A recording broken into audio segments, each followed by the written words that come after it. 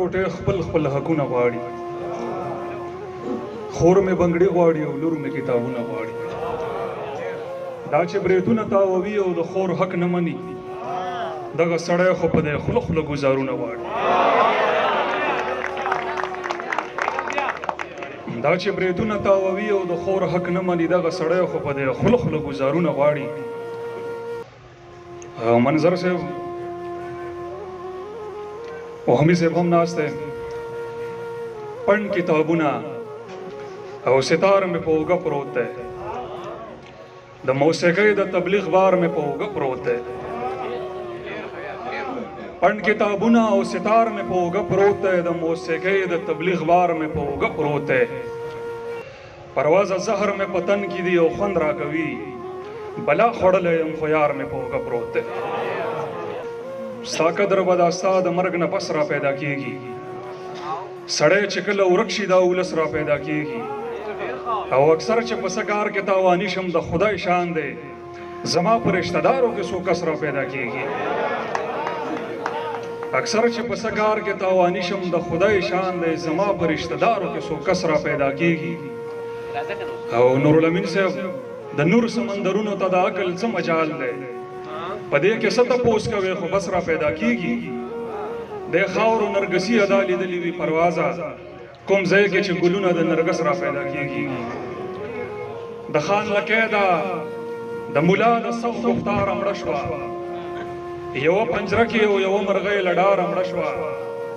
ګستاخ لندن کې و سړکونه پاکستان کې بند و، پرواز ما سره بیماره لور په لاره مړه شوه.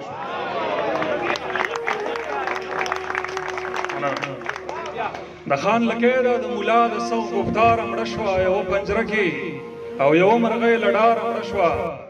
ګستاخ لندن کې و سړکونه پاکستان کې بند و، پرواز ما سره بیماره لور په لاره مړه شوه.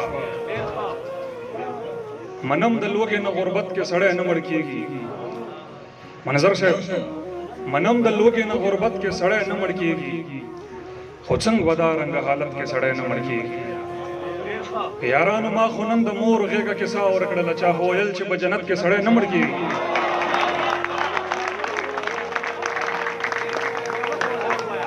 منم د لوږې نه غربت کې سړی نه مړ کېږي، خو څنګه به دا رنګه حالت کې سړی نه مړ کېږي.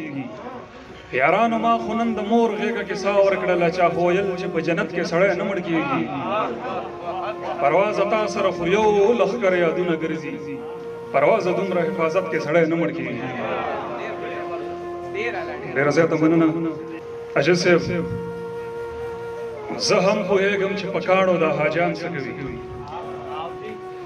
زه هم پوهېږم چې په کاڼو دا حاجیان څه کوي، خو چې په دومره مقدس ځای کې شیطان څه کوي. زه هم پوهېږم چې په کاڼو دا حاجیان څه کوي، خو چې په دومره مقدس ځای کې شیطان څه کوي. دوی ته د زړونو د رازونو ساتل ټوکې ښکاري، زه څه کوم او زما سره یاران څه کوي. اسماره دوی ته د زړونو د رازونو ساتل ټوکې ښکاري، زه څه کوم او زما سره یاران څه کوي. او کارغه بلۍ نه د دروغو نارې څه لګوي، ته څه خبرې چې زما سره جانان څه کوي. او دا خو د دواړو پښتنو وروڼو یوه کوڅه وه، لکه دا ډېر ښه شعر دی، دا واورئ یار. دا خو د دواړو پښتنو وروڼو یوه کوڅه وه، د دوی په منځ کې دا په لاره کې ډېران څه کوي. دا خو د دواړو پښتنو وروڼو یوه کوڅه وه، د دوی په منځ کې دا په لاره کې ډېران څه کوي.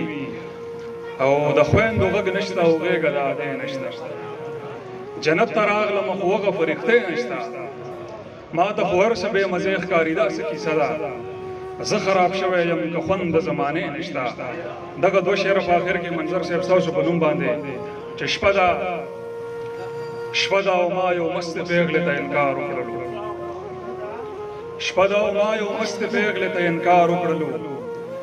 داسې څوک نشته چې زما نه دا ایمان واخلي. ته په دې ښار کې ګران څیزونه خرڅوې پروازه، دلته د هر سړي کوشش وي چې ارزان واخلي. ډېره زیاته مننه د ټولو مهرباني.